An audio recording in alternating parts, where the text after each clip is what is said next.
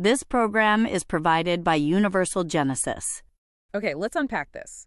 Today, we're taking on something huge, a real journey through 25 centuries of Western philosophy.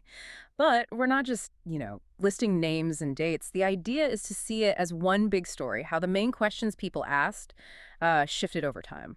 Exactly. We've tried to boil down this massive history into 4 main epochs. And we're using some really helpful metaphors from the source's architecture, actually, and key historical moments. The main thing we want you to follow is how the focus moves. It starts with nature, then it goes through God, then reason takes center stage, and finally, it lands on life itself. Think of it as a shortcut to grasping the whole sweep. That's the plan. So let's start at the beginning. The source of the stream, you could say. Greek philosophy. Our sources call this the first epoch, and it seems to unfold in about 4 stages. Stage 1 is all about nature and roots. We're talking pre-Socratics here. Right. And this is a massive deal. It's where people started moving away from explaining things purely through myths, divine stories, and started using logos, reason. So less about Zeus throwing lightning bolts, more about what is lightning? Pretty much. Thinkers like Thales, Heraclitus, they weren't yet focused on ethics or how society should work. They were asking those really basic questions, weren't they? Like, what's the fundamental stuff of the universe? Exactly that. They were chasing Physis, the actual nature or substance of the world, and Arch, the root principle behind it all. Trying to find the one thing, water, maybe, or fire. Yeah, that was the game. Just this raw curiosity about the physical cosmos. Okay, but before we get to Socrates turning inward, there's something important happening within Greek thought itself about knowledge. Yes, this is fascinating. It's about discovery versus systemization. You got Pythagoras, way back in the 6th century BC. He's a discoverer.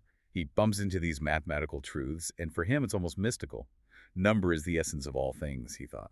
So he's finding these puzzle pieces, but they're not necessarily all put together yet. Exactly. They're powerful insights, maybe even spiritual ones. Then you jump forward several centuries into the Hellenistic period, and you get Euclid. The geometry guy. The geometry guy. But the sources point out he wasn't necessarily discovering all that math himself. He was the great knowledge architect.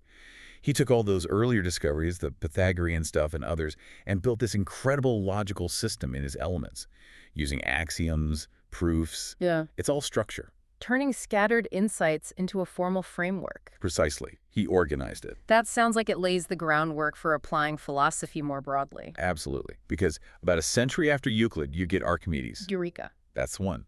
He takes Euclid's rigorous formalized logic and points it squarely at the physical world.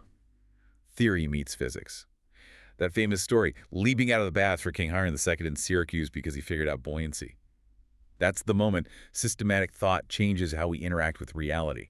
Engineering, physics, it all connects. Okay, so that application, that connection to the real world, it sets the stage for the next shift, right? Once the universe felt a bit more understood, the focus could turn inward. That's exactly what happens. We hit stages 2 and 3. Man and system. Now you have the sophists, Socrates, Plato.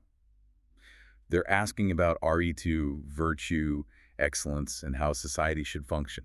Plato especially is looking upwards. He's searching for universal truth through his ideas, his forms. Our sources call it an ascent philosophy, trying to reach these perfect, eternal blueprints. But then comes Aristotle, stage 3, and he kind of brings it all back down to earth, doesn't he? He absolutely does. Aristotle builds what the sources call it construction philosophy. He systematizes everything, logic, ethics, biology, politics. But critically, he grounds it all in observation. Right. What we can actually see and study, and it's all centered around telos, this idea of purpose. Everything has an inherent goal it's striving towards. It was this incredibly comprehensive earthly system. Must have felt very solid, very complete. But then the ground shifts again. The political world, the city-states, they start to crumble. Right. And philosophy reacts. It contracts, moves inward. That brings us to stage 4. The individual and inner peace. When the polis, the Greek city-state model, collapses after Alexander the Great, people feel adrift.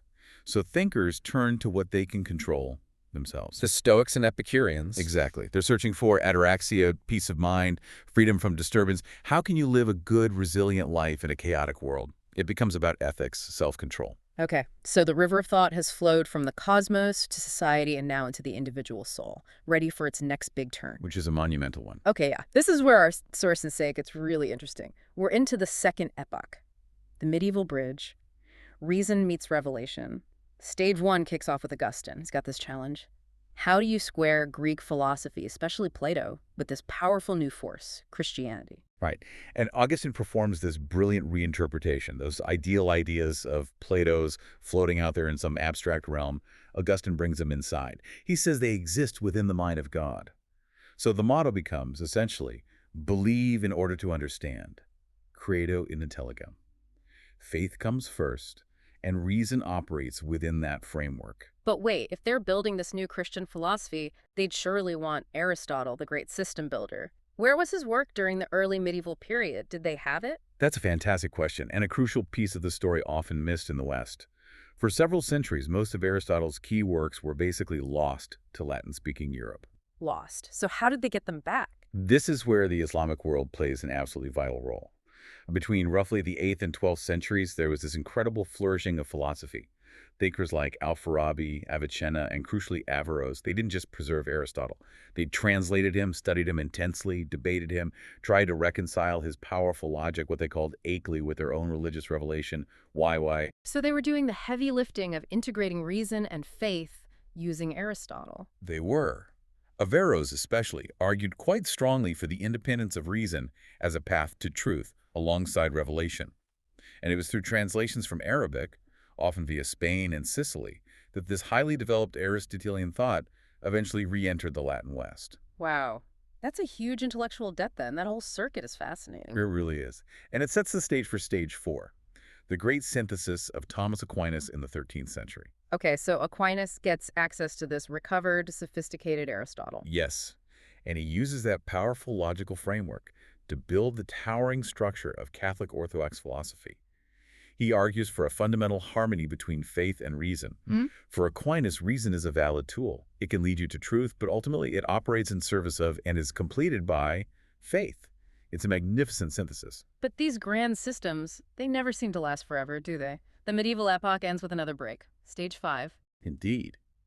Enter William of Ockham in the 14th century. He's often seen as the precursor to modernity. Ockham, with his famous razor, introduces nominalism. Nominalism, what's that in simple terms? Basically, he argued that abstract concepts, universals like humanity or redness, don't actually exist as real things out there in the world.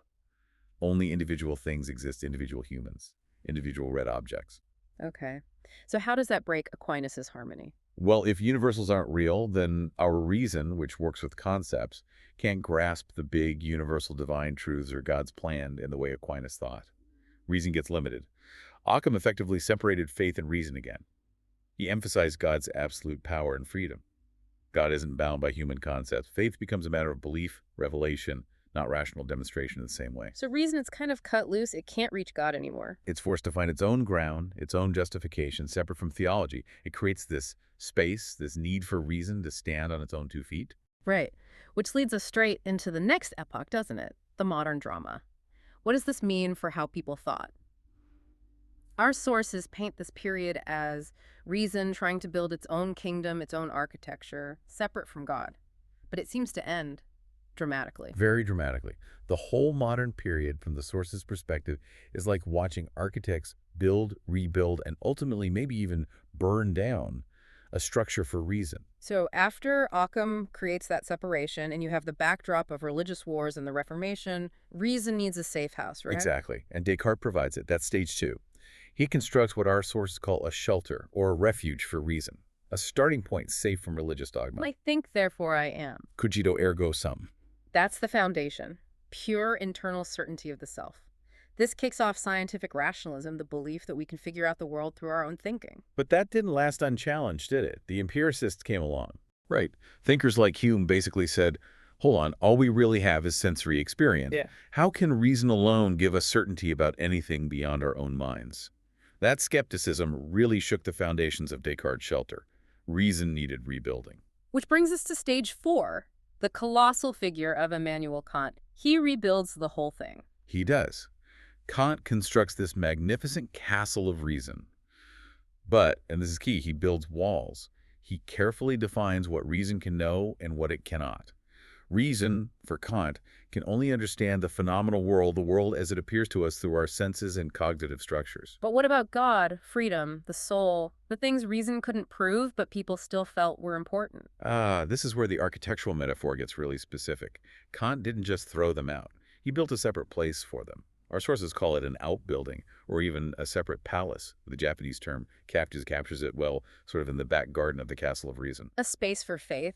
A space for the noumenal world, the unknowable thing in itself. God, freedom, immortality, we can believe in them, act as if they're real for moral purposes, but we can't know them through pure reason. Faith and reason coexist, but they stay in their separate buildings. Okay, that sounds like a stable compromise. But philosophers rarely leave things alone, do they? Right. Stage 5, German idealism, they weren't happy with separate buildings. Not at all.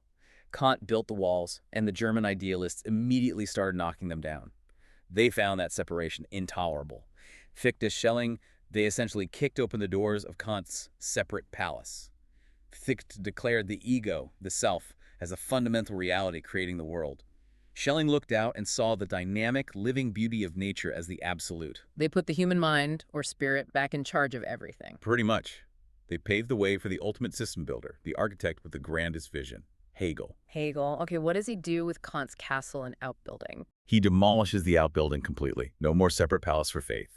Hegel drags everything, theology, history, art, the state, inside his colossal palace of reason, which he calls absolute spirit.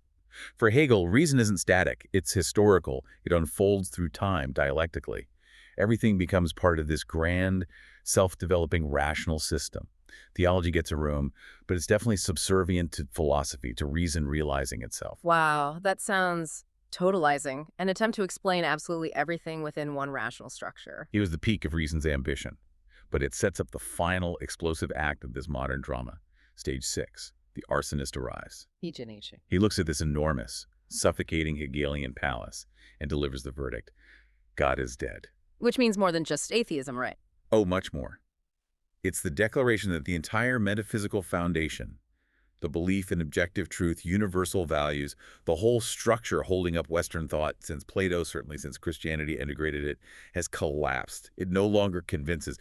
So Nietzsche doesn't just criticize the palace, he burns the whole thing down. The Hegelian system, the theology trapped inside it, the very idea of a single overarching reason, all goes up in smoke. And what's left in the ashes?